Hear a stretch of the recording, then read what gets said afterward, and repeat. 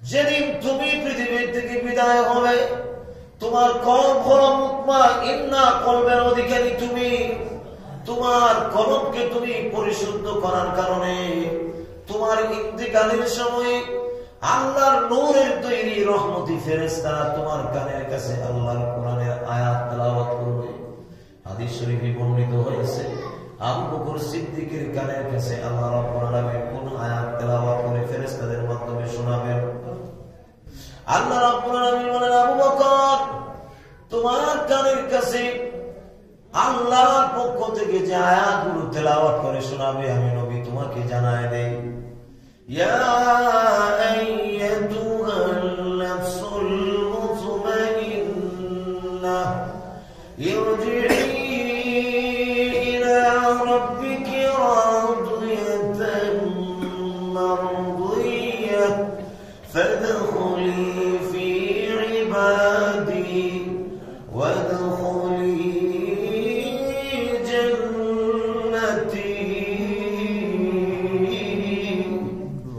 আল্লাহ রাব্বুল আলামিন বলেন, রে আবু বকর, তোমার কানের সামনে আল্লাহ রাব্বুল আলামিনের নূরের তৈরি ফেরেশতারা এই আয়াতগুলো পড়বে। ইয়া আইয়াতুহান নাফসুল মুতমাইন্না, এই যে বলছিলাম মুতমাইন্না, আল্লাহ রাব্বুল আলামিন বলেন, হে প্রশান্ত মন, ইরজিই, আয় চলে আয়। কোথায় চলে যাব? কয় ইলা রাব্বিকি, তোমার রবের দিকে চলে আসো। আয়ো ফিরে আসো, তোমার রবের দিকে চলে আসো। কোন অবস্থায়? কয় রাদিয়াতাম মারদিয়া, আল্লাহ রাব্বুল আলামিন তোমার প্রতি সন্তুষ্ট এবং তুমিও আল্লাহর প্রতি সন্তুষ্ট। ফাদখুলি ফি ইবাদি, আল্লাহর প্রিয় বান্দাদের অন্তর্ভুক্ত হও। ওয়াদখুলি জান্নাতি, এবং আল্লাহর তৈরি জান্নাতের ভিতরে ঢুকে যাও। এটা হচ্ছে মুতমাইন্না কলবওয়ালা যারা হবে, তাদের দিলকে যারা মুতমাইন্না কলব, এটা কি ভাই? এটার ব্যাখ্যায় মুফাসসিরিনে কেরাম লিখছেন, মুতমাইন্না কলব হচ্ছে যে কলবটা হলো স্থির প্রশান্ত, যে কলবের কাছে গুনাহ স্থান পায় না। ইয়া আইয়াতুহান নাফসুল মুতমাইন্নাহ ইরজিই ইলা রাব্বিকি রাদিয়াতান মারদিয়াহ ফাদখুলি ফি ইবাদি ওয়াদখুলি জান্নাতি। আল্লাহ রাব্বুল আলামিন বলেন, রে আবু বকর, তোমার কানের সামনে আল্লাহ রাব্বুল আলামিনের নূরের তৈরি ফেরেশতারা এই আয়াতগুলো পড়বে। ইয়া আইয়াতুহান নাফসুল মুতমাইন্না, এই যে বলছিলাম মুতমাইন্না, আল্লাহ রাব্বুল আলামিন বলেন, হে প্রশান্ত মন, ইরজিই, আয় চলে আয়। কোথায় চলে যাব? কয় ইলা রাব্বিকি, তোমার রবের দিকে চলে আসো। আয়ো ফিরে আসো, তোমার রবের দিকে চলে আসো। কোন অবস্থায়?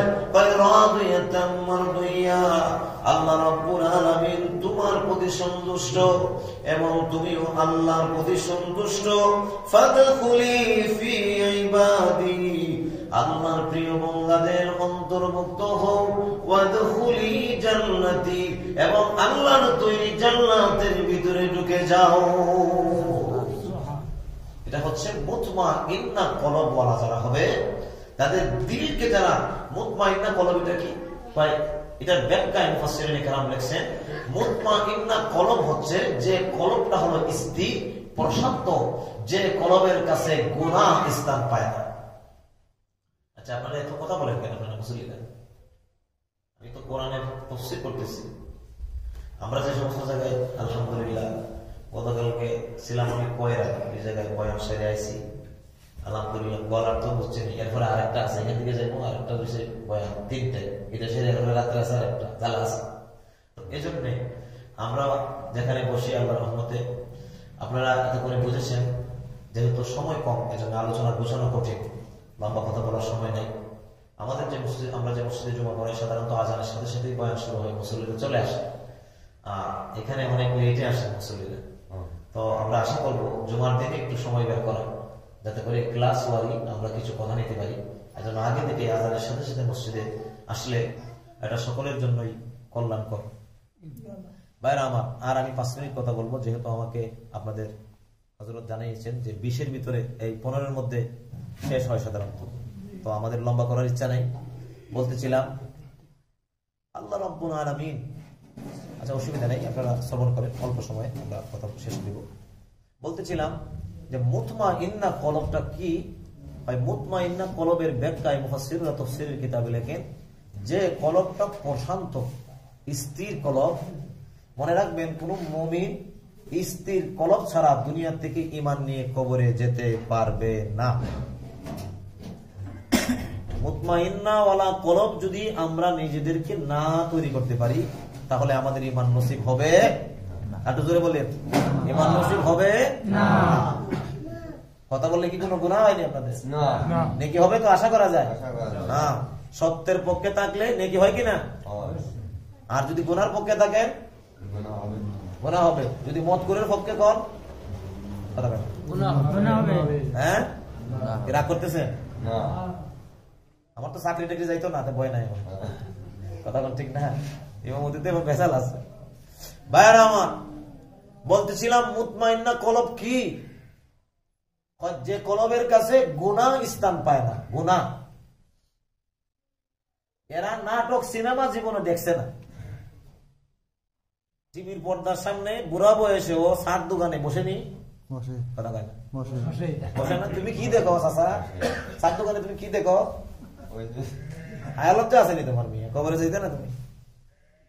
নামাজ তসবিহ টিপে সুবহানাল্লাহ সুবহানাল্লাহ সুবহানাল্লাহ সুবহানাল্লাহ টিভি দেখে তাকায়, আবার এই জায়গায় এটা কেটা? তোমার দরকার কি? এটা কেটা? তুমি কবরে যাবা না? এটা খালি মুরব্বী ওই যুবকরা নাই, কথা পাইছে দেখে কি ড্যান্স নাইস।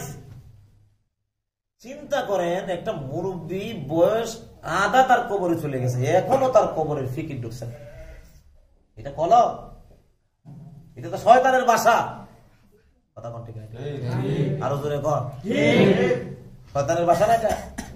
হাসেন না মিয়া, একটু নিজে বুঝেন কথাটা যে বলতেছি, বুঝেন। আমি কি হাসির খোরাক দিচ্ছি নি? নিজেকে একটু প্রশ্ন করেন, আপনি আর কখন পাল্টাবেন?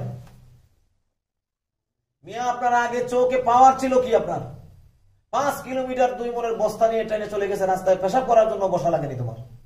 এমন যুবক তোমার বাবা ছিল, আমার বাবা ছিল। আর এখন তুমি এমন দুর্বল, 1 কিলো হাঁটতে পারো না, তোমার 12টা বেজে যায়। রাতের বেলায় যুবক কমলি মুড়ি দিয়ে মোবাইল কি যে টিপে, এটা এই বোঝার কি রে ভাই? এর জিন্দেগি শেষ, এর জিন্দেগি হলো মোবাইল। এর জিন্দেগি কি? কথা কয় না। রাজফোন আমরা চালাই না, এর মধ্যে 60,000 কিতাব আছে। 60,000 কয় হাজার? বটন তো আপনার আঙ্গুলে, আপনি যেদিকে প্রেস করবেন ওখানে যাবেন, ঠিক না? আপনি আপনার আঙ্গুল কন্ট্রোল করতে পারে না, যে তার জন্য টাচ ফোন জায়েজ নাই। আঙ্গুল কন্ট্রোল করা লাগে, আঙ্গুল কিবোর্ড কন্ট্রোল। কথা বলেন, আপনারা আমার কথা বুঝছেন? যুবক ছেলের কোনো কাজ নাই, তোর চেহারা শুকাই যাচ্ছে, কারণ কি? তোর অসুবিধাটা কি? রাতের বেলায় ঘুম খামায়। ঘুম যদি খামায়, আমি বক্তা তো, আমার ঘুম খামায় আমি বুঝি। আমারে আপনি রুশ কেন, আপনি গরু দূরে খাওয়ান না, আমার চেহারা ফিরবে না। আর যে লোকের ঘুম খামাইস তার স্বাস্থ্য হবে না, এটা স্বাভাবিক। ঘুম আল্লাহ রাব্বুল আলামিন রাত্রে কি দিয়েছেন? কোরআন শরীফে আছে, সব বলতে গেলে আমার টাইম লাগবে। وَجَعَلْنَا نَوْمَكُمْ سُبَاتًا وَجَعَلْنَا اللَّيْلَ لِبَاسًا وَجَعَلْنَا النَّهَارَ مَعَاشًا। আল্লাহর কোরআন মজা লাগেনি? কোরআন কথা পায় না, কোরআন মজা লাগে? যদি না লাগে বুঝতে হবে তুমি রোগী হয়ে গেছো। এই রোগের চিকিৎসা জাহান্নাম দিয়ে বাড়িয়ে সোজা করবো তোমার আগুন দিয়ে। কথা বল ঠিক কিনা? আল্লাহর কোরআন যদি তার ভালো না লাগে, ভালো লাগবে কি তোমার? তুমি মুসলমানের সন্তান। আমরা কি রামায়ণ টেলিভিশন পড়তে বসছি এখানে? ভাইরা আমার, কথা পরিষ্কার করে বলছি, হাসবেন না। আপনার চোখের আগে যে পাওয়ার ছিল এখন আছে আগে চুল কালো ছিল, এখন আপনার সাদা হয়ে গেছে। এজন্য একটা কিতাব আছে আমার কাছে, ইমান কা চটি, এই কিতাবের মধ্যে লেখছেন, বলবো নি আপনাদের? আপনারা তো আবার আমার কইবেন যে ফন্ড দিয়ে ছেড়ে দিন, কইবেন না? কারণ আমি তো আপনাদের খতিব সাহেব না, আমি তো প্রতিদিন আপনাদের বিরক্ত করবো না, নাকি? কাজ নাই, আজের বেদল করে কিলা। ওই কিতাবের মধ্যে লেখছে এক লোকেরা কি জামানার এক পয়গম্বরের সাথে কন্ট্রাক্ট হইছে যে আমার কাছে আজরাইল আসার আগে একটু আমার জন্য সিগন্যাল দেয়, চিঠি পত্র জানো দেয়। কইছে আচ্ছা ঠিক আছে, আমি আজরাইলে বলে দিব, তোমার চিঠি টুটি দিব, ঠিক আছে। এবার হঠাৎ একদিন আজরাইলের বাড়িতে চলে আসছে, কিরে তোমার তো এখন আসার কথা না, চিঠি পত্র দিয়ে আসার কথা।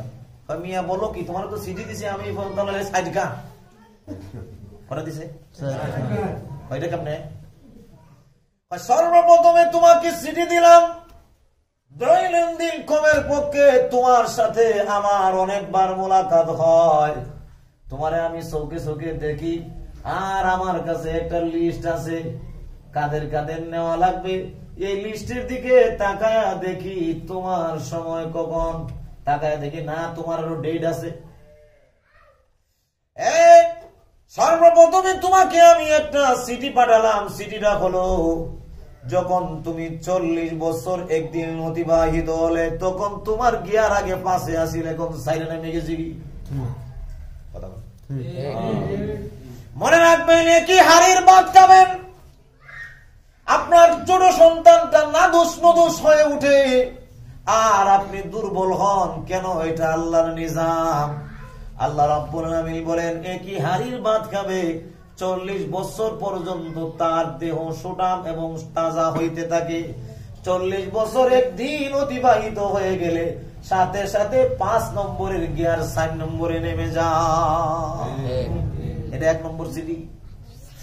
2 নম্বরের চিঠি না হলো, ও মিয়া, আগে তুমি মনে করতে বিবি আমার একটা না 4টা হইলে আরো ভালো হয়। আমি আর বাঙ্গা কইলাম না, খালি এতটুকুই বুঝে নেন। কিন্তু এখন এমন দুর্বল হয়ে গেছো, এখন এক বিবিতে ওই সিগন্যালে তোমার বাড়ি তাকা যায় না। বাইরে আমার, এটা হলো তোমার জীবনের 2 নম্বর চিঠি। 3 নম্বরের চিঠি হলো তোমার কালো চুলগুলো সাদা হয়ে গেল, তার মানে তোমাকে কবরে আজরাইল সিগন্যাল দেয়, চিঠি দেয়। এখনো সতর্ক হয়ে যাও, কোন দিন জানো আজরাইলের গাড়ি তোমার বাড়ির সামনে এসে হাজির হয়ে যায়। তবে মনে রাখো, যদি আগে থেকে তওবা না করতে পারো, যদি আগে থেকেই গোলামি না করতে পারো, জীবন যদি গঠন না করতে পারো, আমার উস্তাদ আল্লামা হাফেজ জুবাইর আহমদ আনসারী রহমতুল্লাহ আলাইহি উদাহরণ দিয়ে বলতেন, এক লোক ট্রেন স্টেশনের ভিতরে বিয়ের সাথে দেখা হয়েছে। বিয়ের সাথে এই কথা বললে আমি আরেকটা কথা বোঝাইতে চাই, বুঝে নিবেন। বিয়ের সাথে দেখা হওয়ার পরে বিয়ে সাহেব বললেন, বহুদিন পরে আপনার মুলাকাত, চলুন না আমরা একটু চা খাই আসি। ভালোই হয়, যাই ভাই ফাইলে একটু আড্ডাবাজি হয় না? চা খাইতে যখন যায়, তার সাথে আছে একটা ব্যাগ, একটা সাথী আর লোক, আপনার ট্রেনের টিকিট। এবার যে দোকানে চা খাইতে গেছে, বিয়াইকে চা খাওয়াইয়া তার মনটা ভরে না, ডাক দিয়ে কয় চলো একটু মিষ্টি খাওয়াই লই। এবার যে দোকানে চা খাইছে, এই দোকানে তার ব্যাগটা রাখছে, তার মনে নাই ব্যাগ গল্পে। এবার মনে করেন মিষ্টির দোকানে গেছে, যাওয়ার পর মিষ্টি খাওয়া শেষ, ওই জায়গায় সাথী খান রাইকে আইছে। এবার বিয়াই এটাইকে বলে, অসুবিধা নাই, চলেন একটু ফানের জাগর কেটে নেই। কথা কন ঠিক না? আমরা ফান করাছি না, আমিও একজন। কথা কন ঠিক না? আমিও ফান খাই, কিন্তু আপনাদের একা পেতেছে বাইরে আমার। তবে আমি যে খাই আপনার খাওয়াই ব্যবধান আছে, আপনি তো বাবা টাবা শুদ্ধ মারেন। আর কথা কন না, মারিনি দরজার বাহার কিরে বাপরে বাপ, 4টা 5টা। আমি একবার আমার এক মাহফিল আছিল, আপনার এটা কোন জায়গায় যাচ্ছি ভাই, গেছিলাম কিসে, সৈয়দপুরের দিক। তো না, মূলত রাজশাহী প্রোগ্রাম ছিল আমাদের। ওই রাজশাহীর প্রোগ্রামে আমি যশোরের রেল স্টেশন থেকে ট্রেনে উঠছি। আমার সাথে আমার ভাই থাকে, মুরাদ ভাই থাকে বেশি, উনি সফর সাথে আমার, ওনাকে নিয়ে গেছি আমরা। যাওয়ার পর এক লোক, তখন হেনাপাতির খুব গোটা বেরোইছে, হেনাপাতির দরজা। উনি আমার বললো যে হুজুর একটু দেখি, ওদের গ্রামটা তো ভালো লাগতেছে।